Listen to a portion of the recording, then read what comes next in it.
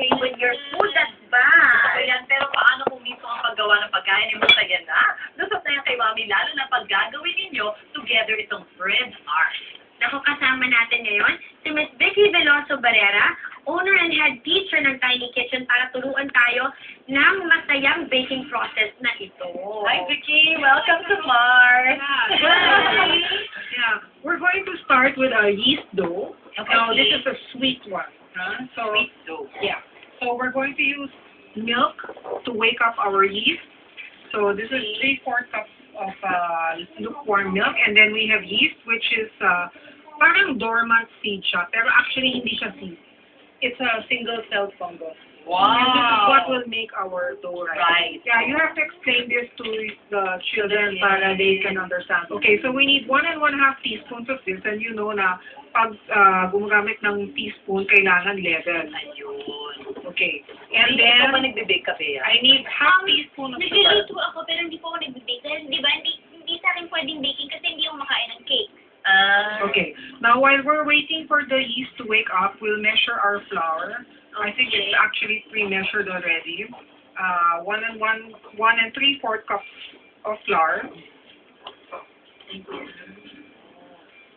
Sa Tiny Kitchen, ibig sabihin mga bata yung tinuturuan ninyo, no? Yeah. Kids. Ano Children only?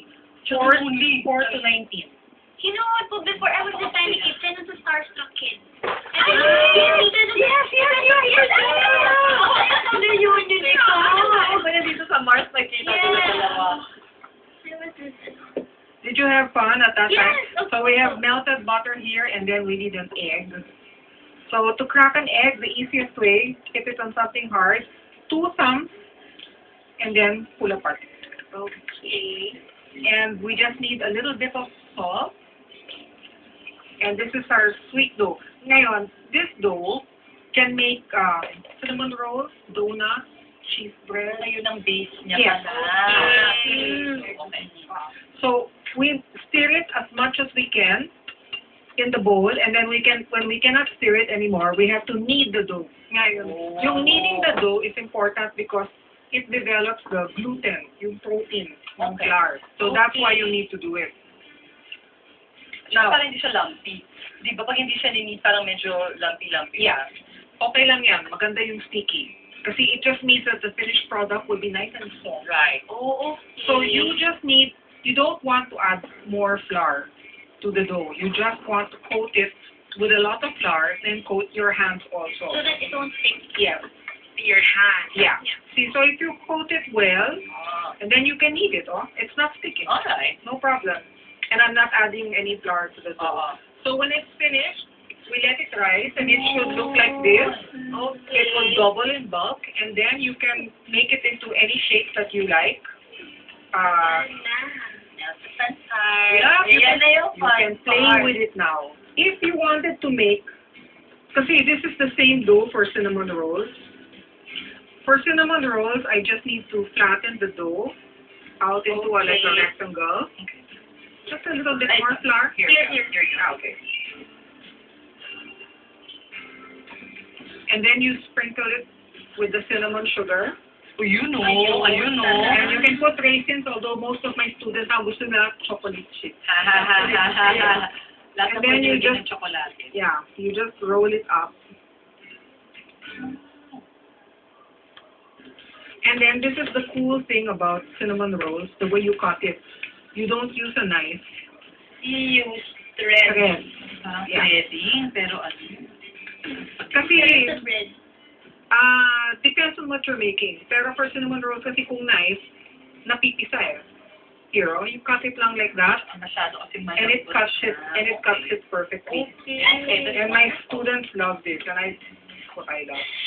And then sometimes, if you're busy, Cute naman yung kaya, Mark.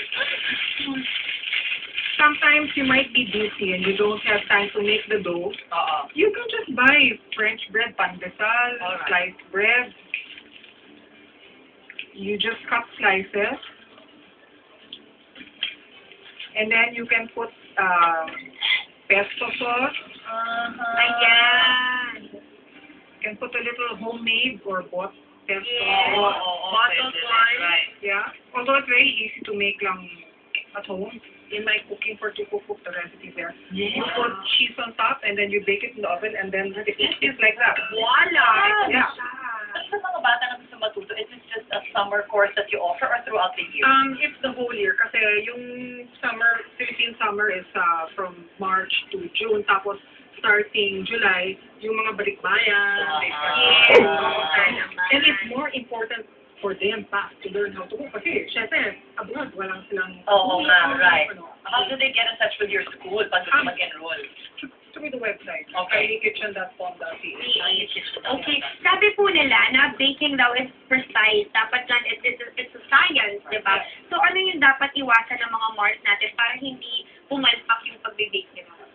You have to understand why you are doing certain things. Like, for example, yung yeast, kailangan lukewarm yung water para hindi mamamatay. Tapos, So, you need dapat the dough. naiintindihan. Yes, para ma-develop yung protein, yung gluten. Yes.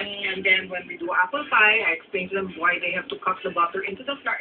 I'm always explaining. Actually, ganda nga na pag-explain mo kanina kasi even the tiniest things na we take for granted, yung kung paano mag-crack ng egg, Yeah.